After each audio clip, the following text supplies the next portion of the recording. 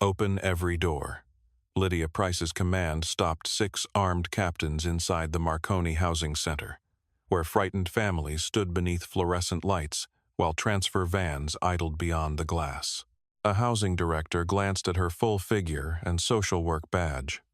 She's here to complete intake, not issue orders. Lydia ignored him and faced the woman clutching a plastic folder. Where do you keep your house keys? The woman recited 3 security codes, 2 curfew rules, and the name of the guard assigned to escort her.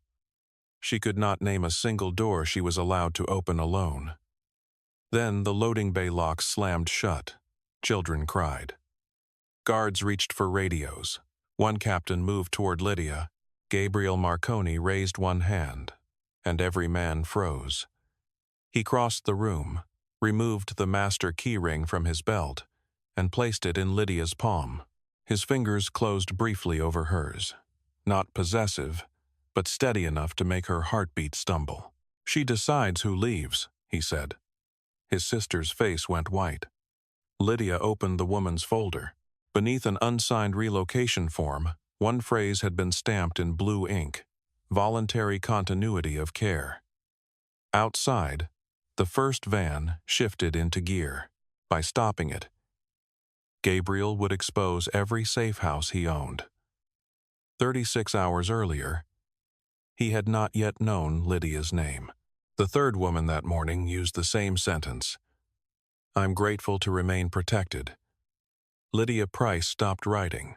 Across the scarred desk, Maribel Santos folded both hands over a grocery receipt and smiled too quickly. 2 hours earlier, a retired mechanic from another district had used those exact words. So had a young father whose file claimed he had chosen relocation. People borrowed language when they were frightened. They repeated it when someone had taught them which answer was safe. Lydia glanced at the folder. Maribel's identification card was missing. Her listed address belonged to a Marconi-owned apartment building. The emergency contact, named as her cousin, had a different surname, age, and phone number on 3 separate forms. Who keeps your documents? Lydia asked.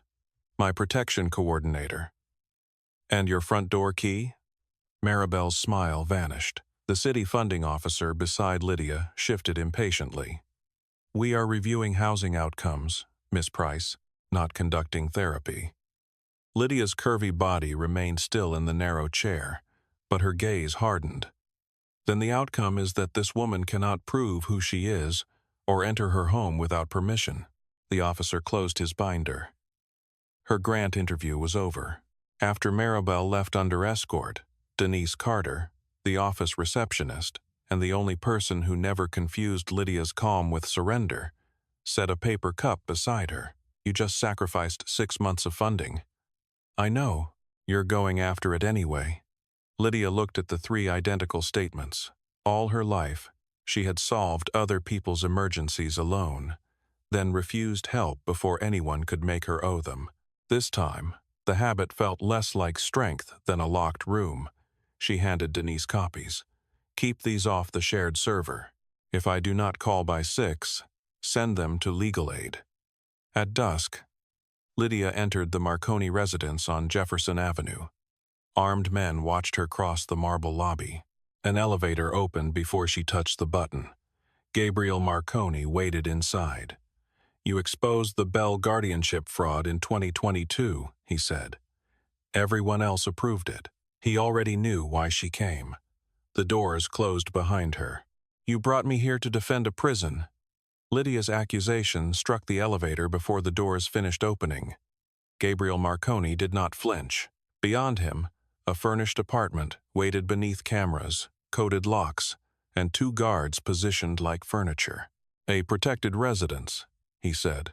Protected people carry their own keys. Inside, Maribel Santos sat beside a packed suitcase. A woman introduced as her aunt answered every question before Maribel could breathe. Lydia noticed the woman never used Maribel's childhood nickname, though the file claimed they had lived together for 15 years. Gabriel ordered the guards outside. The false aunt protested. Lydia crouched beside Maribel, keeping her hands visible. "Where do you keep your house keys?" Maribel described the alarm procedure, the escort schedule, and the red button beside her bed. She could not name one door she could open without permission. Silence hardened Gabriel's face. Lydia stood. "Your people taught her how to survive the apartment, not how to live in it." For the first time, Gabriel looked past her social work badge and studied her judgment. The attention was controlled, but personal enough to warm the space between them. He needed proof before confronting his own network. She needed access before more residents disappeared. "Give me 48 hours, Lydia said. "Private interviews, unedited records, and no armed men in the room. You share every finding with me before anyone outside this building." "No. I share anything that could endanger a resident. Their stories belong to them." His jaw tightened. "Then one condition. You do not enter another property alone." Lydia agreed, though she did not tell him she had already sent Maribel's records to legal aid. Gabriel accepted, though he did not tell her his sister had ordered 3 families transferred before dawn. He handed Lydia a temporary access card. Their fingers nearly touched. He withdrew first. A printer in the hallway suddenly began spitting blank pages. Maribel's identification file vanished from the screen. Then every transfer alarm in the building turned red. On the security monitor, a black van pulled away with another resident already locked inside it alone. The first apartment door opened 3 inches, then stopped against a security chain no resident had chosen. Lydia looked at Gabriel. "Your men installed that?" After a threat, without asking the woman who lives here. He said nothing. Inside, Mrs. Holloway stood behind the chain, one hand pressed to her chest. A guard explained that she had refused breakfast, medication, and transfer. Lydia noticed the untouched tray, the packed suitcase, and a lipstick-marked teacup beyond the woman's reach. "She didn't refuse breakfast," Lydia said. "Someone served it after locking her in the bedroom." The guard bristled. Gabriel lifted one hand. Lydia asked Mrs. Holloway to describe the morning. The woman recited emergency procedures perfectly, then looked toward the ceiling camera before every personal answer. Lydia stepped sideways until her body blocked its view. "May I come closer?" Mrs. Holloway nodded. Gabriel remained by the door as Lydia examined the chain, cup, and suitcase, packed with winter clothing despite August heat. The luggage tag bore another family's apartment number. "They are rotating residents through rooms," Lydia said. "That makes relationships harder to verify and routines easier to control." Gabriel ordered the guard reassigned, then asked Mrs. Holloway whether she wanted the chain removed. Yes, he removed it himself. At the second building, Gabriel's security detail crowded the hallway until Lydia stopped. "No one speaks honestly with 6 armed men listening. You asked for access, not recklessness. I asked for private interviews." His gaze dropped briefly to the space between them. She was close enough to notice the pale scar beneath his collar and the tension behind his stillness. "I will wait outside," he said.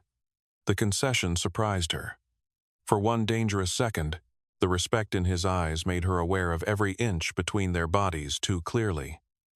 Inside, a father named Terrence claimed his teenage daughter was his sister. Lydia asked who chose the girl's school, signed medical forms, and which name she answered to when frightened. His story collapsed carefully. The girl was his daughter, and Marconi staff had ordered the false relationship to hide her identity. When Lydia emerged, Gabriel stood alone. He had sent the guards downstairs. "My mother refused protection once," he said. "She was dead before morning." The admission carried no demand for sympathy. It was simply the fear beneath every locked door. Lydia softened without surrendering. "Then you know what terror can make people accept. That does not make acceptance consent." He nodded once. Their shoulders nearly touched as they reviewed the ledger on a stairwell landing. Gabriel held the pages while Lydia traced repeated transfers. His hand shifted beneath hers, warm and steady, but he did not close the distance. A pattern emerged. Every family moved within hours of requesting outside contact. At the third residence, Victoria Marconi waited with 2 attorneys. She called Lydia a disruption and demanded Gabriel end the audit. Instead, Gabriel placed the ledger in Lydia's hands. She speaks first. Lydia verified the entries against resident stories and exposed 3 unauthorized transfers. One attorney lowered his eyes. Victoria did not. Then a woman behind the glass laundry room door tapped twice, paused, and tapped once, the distress signal Lydia used during intake interviews. Another family was being moved. Gabriel reached for his phone. Lydia caught his wrist. "No lockdown. They will punish the residents." His eyes met hers. "What do you need?" "Your car. 1 driver. No guards inside." Gabriel handed her the keys. Lydia could have gone alone. Instead, she stepped into the elevator and held the door. "Come with me, Gabriel." This time, staying beside him was her choice. The first locked door opened before Victoria could stop it. Across Marconi headquarters, 12 feeds filled the wall, each showing a resident beside a guard, a suitcase, and a form marked voluntary. Lydia placed 3 originals beneath the conference room lights. "These signatures were added after the transfers," she said. "The ink is newer than the coffee stains, and 2 residents signed with names they stopped using years ago." Victoria's attorneys objected. Lydia ignored them and called Mrs. Holloway on speakerphone. "Did you authorize relocation?" "No." A second resident answered the same. Then a third. The room's certainty broke. Gabriel looked at the files his housing directors had approved, then at Lydia. The fear beneath his control was visible, but so was the choice forming behind it. He removed an access token and set it in her palm. Every safe house lock. Every override code. Effective. Immediately. One captain stepped forward. "Gabriel, she is not family. She is the only person here who asked whether our residents were free." Lydia closed her fingers around the token. For years, authority had belonged to people who spoke over her, borrowed her work, and expected gratitude for permission to help. Now armed men waited for her decision. "Open every door," she ordered. "No transfers without consent. Return all identification to residents." The feeds changed as locks released across Detroit. A cheer rose from one apartment. In another, a woman pressed both hands over her mouth. Gabriel moved beside Lydia, close enough that his shoulder warmed hers. "You were right," he said. "About the doors. About me. You listened before it was too late." "Barely." His hand lifted, stopping before her cheek. Lydia closed the remaining distance herself. Their kiss was brief and more dangerous than any threat, because it carried choice instead of necessity. Victoria's voice cut through the silence. "You have surrendered this family to an outsider." Alarms erupted across the wall. One residence remained dark. Lydia entered its code. The screen revealed an empty apartment, 4 abandoned phones, and a child's inhaler on the floor. A dispatcher whispered that the missing family had crossed the state line 20 minutes earlier. Gabriel's captains shouted over one another. Lydia raised the master token. "Then stop arguing," she said. "Find them." Victoria smiled without warmth. By giving Lydia every door, Gabriel had divided his empire, and someone had already used the fracture to escape with a family. "You put men outside my office." Lydia's voice was quiet enough to make Gabriel's guards look away. They stood beneath the cracked awning of the Neighborhood Resource Center, where 2 black SUVs blocked the curb and frightened clients had already begun leaving through the rear door. Gabriel had ordered the protection after a threat arrived beneath Lydia's windshield wiper. "Stop opening doors that belong to the family. You were targeted because of me," he said. "I will not pretend that changes nothing. It changes your responsibility, not my consent." His jaw hardened. "Until this is over, you do not move without security." The word struck exactly where trust had begun to grow. He had kissed her, as though her choices mattered. then answered fear by taking them away. Inside, Denise showed Lydia 3 canceled appointments. Marconi guards had questioned every visitor and copied identification before allowing entry. A mother seeking emergency housing had turned around rather than surrendering her name. "This is not protection," Lydia told Gabriel.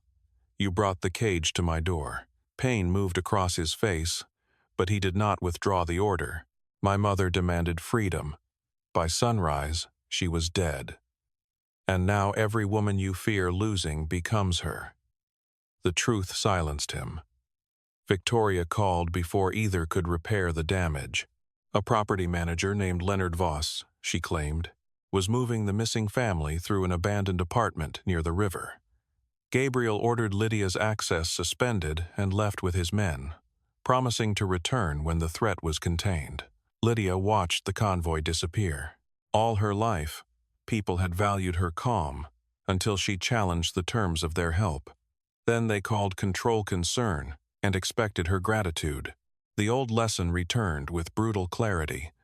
Depend on no one, and no one could close a door around her.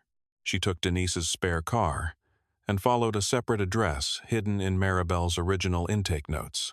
The apartment was empty except for warm coffee, 4 stripped beds, and a television playing a children's program to suggest occupancy. Lydia noticed tape marks where identification folders had been removed from the wall. On the kitchen counter, a transfer schedule listed 6 residents under new surnames. Her phone rang. Gabriel's voice came sharp with fear. "Victoria's location was false. Tell me where you are. You revoked my access. I was trying to keep you alive. You were trying to keep me manageable." A door slammed somewhere below. Lydia ended the call and moved toward the rear stairs. By the time Gabriel's men reached the building, Leonard Voss had escaped through the loading bay with 2 vans. The missing family was gone, along with 5 other residents. Gabriel found Lydia beside an overturned filing cabinet. Neither reached for the other. The space between them felt wider than every locked hallway Lydia had entered, because this one had been built from broken trust. One paper remained beneath it. Across the bottom, stamped in blue, were the words, "Voluntary continuity of care." The first resident stepped through the processing center doors before Gabriel gave a single order. Lydia stood beside him, watching families emerge from 2 vans Leonard Voss had abandoned near the river. Police had taken Voss alive after Darius traced a fuel receipt to a closed warehouse. The missing child clung to her inhaler. Every resident was shaken, but breathing. Gabriel turned toward Lydia. "I broke the rule we made." "You did. I used fear as permission.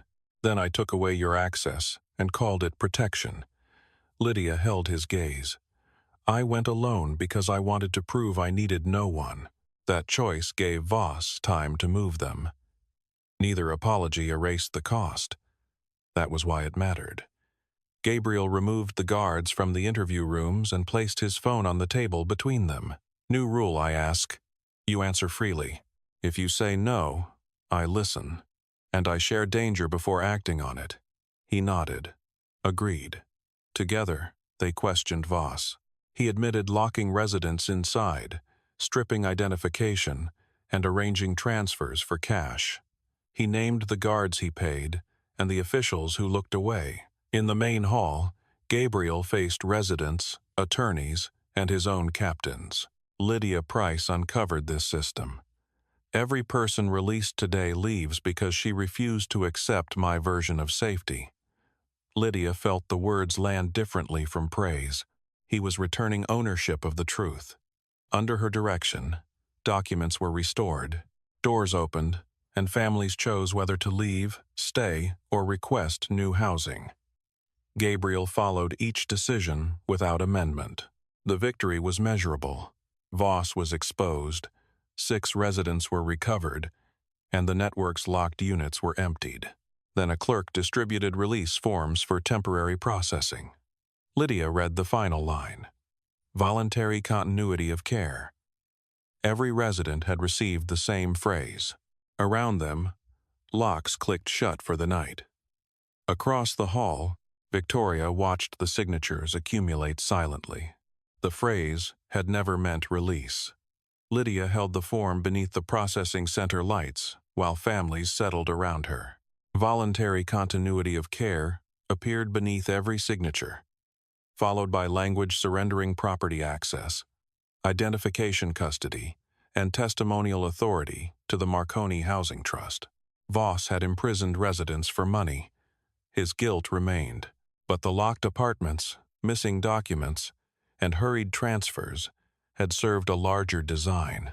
Victoria had not lost control when the doors opened. She had gathered everyone who could testify into one building and persuaded them to sign away the proof. Lydia crossed to Gabriel. These are not discharge forms. They make the trust their legal guardian. His expression hardened. Victoria runs the trust. A screen above intake flashed midnight processing. 3 minutes remaining. At 12, new identities would be issued, old records archived, and every resident transferred beyond Michigan under Victoria's authority. Gabriel reached for his phone, then stopped. Their rules stood between them. "What do you need?" he asked. The question steadied what fear had taught Lydia to carry alone. Original intake files. Every routine residence used before your network renamed them. And no lockdown.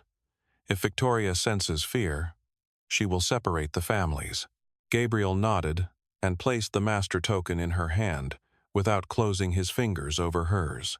Victoria approached with guards and a smile. "You mistake choice for safety. Frightened people sign because they need someone stronger to decide." "No," Lydia said. "They sign because you taught them refusal would cost protection." The outer doors sealed. Files began uploading to the trust server. Victoria had underestimated the work she dismissed. Lydia knew which answers were rehearsed, which silences were requests, and how frightened families spoke when official language failed them. Gabriel opened the corridor. Together, under Lydia's plan, they walked into Victoria's trap. Midnight was 12 minutes away when Victoria shut the doors. Steel bolts struck through the processing center, dividing families into 3 wings while guards collected phones and identification. The red timer counted toward permanent reassignment. Victoria stood on the mezzanine with the server behind her. "By morning, no one here will have an address you can trace." Lydia studied the residents instead of the locks. Panic changed their breathing, but not their habits. "Mrs. Holloway pressed 2 fingers to her wrist when she needed help. Terrence tapped his daughter's shoulder before lying to protect her. Maribel folded paper into narrow strips when she was too frightened to speak. Those signals had survived every new name. Lydia turned to Gabriel. "I need the building map, the intercom, and authority over every guard loyal to you." He did not command her. "Will you let me create the opening?" he asked. "Yes." Gabriel faced the captains below. From this moment, Lydia's instructions outrank mine. Men lowered their weapons. Victoria laughed. "You are surrendering command to a social worker. I am returning choice to the people we stole it from," Gabriel said. He unlocked the service corridor while Lydia reached the microphone. She did not ask residents to accuse anyone. Victoria expected frightened people to fail under pressure. Instead, Lydia called questions into each wing. "Mrs. Holloway, where do you keep your tea?" "Top shelf," came the answer. The intake file listed no kitchen access. "Terrence, who signs your daughter's school forms?" "I do." His trust record identified the girl as his sister. One contradiction became 5.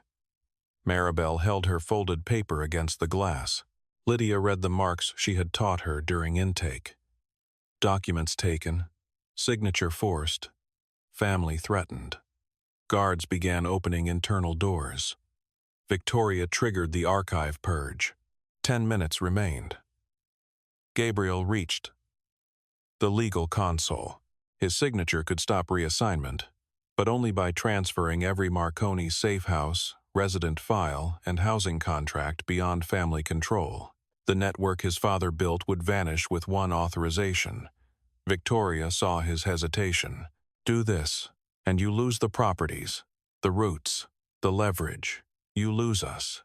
Gabriel looked at Lydia, not his sister. Tell me the cost if I refuse. They lose their names. He signed. Ownership transferred to an independent nonprofit listed in Lydia's emergency filings. The timer froze at 7 minutes. Every electronic lock released. Victoria ordered her guards to seize Lydia. No one moved. Residents entered the main hall carrying their documents. Lydia directed families towards separate exits by medical need, transport choice, and safety plan. Gabriel used his authority only to keep corridors clear. Victoria descended, furious. They will make fatal choices. Then they will be their choices, Lydia said.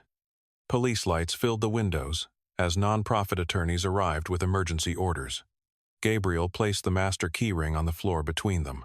Victoria stared at the symbol of an empire she could no longer control. Lydia took Gabriel's hand only after every resident had chosen a door. Dawn found the processing center without locks on its doors.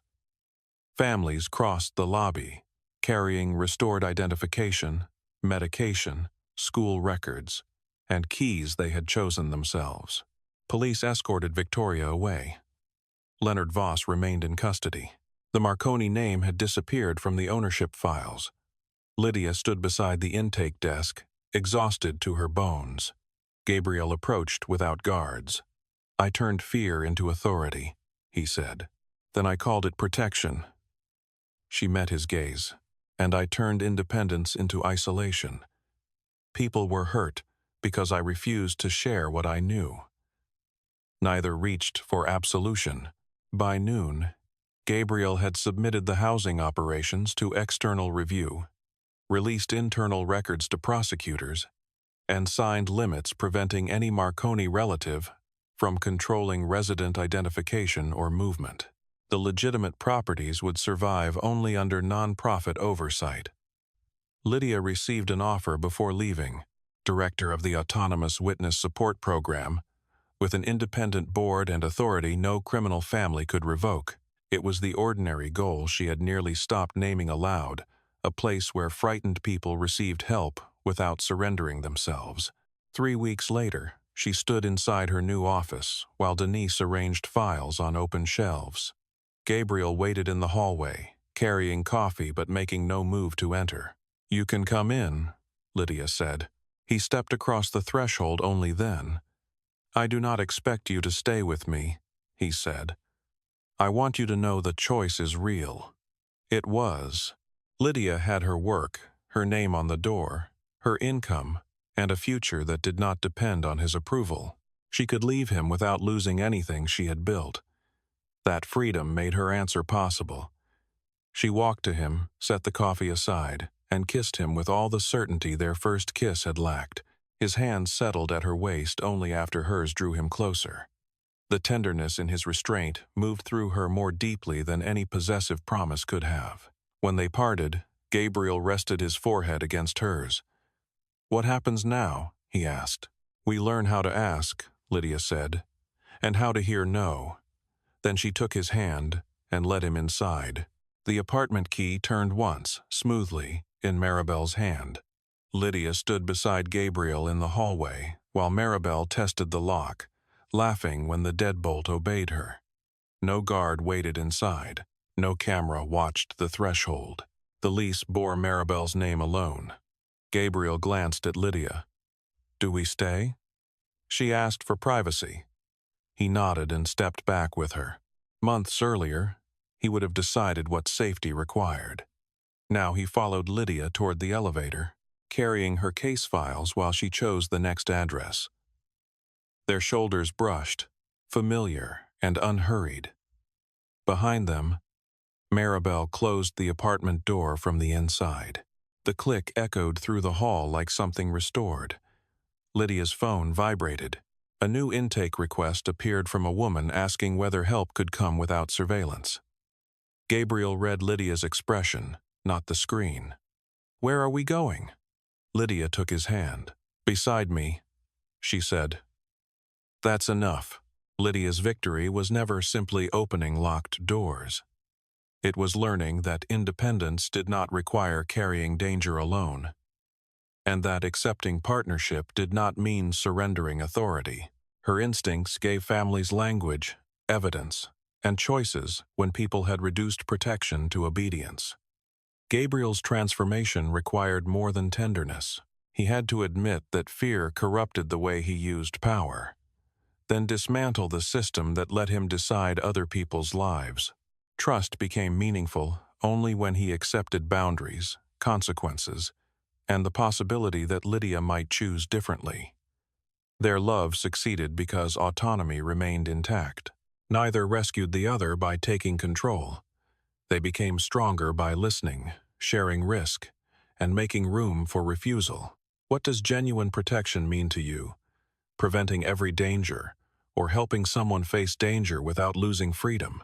Share your thoughts below. Subscribe for more Mafia Boss romance stories, and return for another unforgettable journey. End of script. Sweet dreams.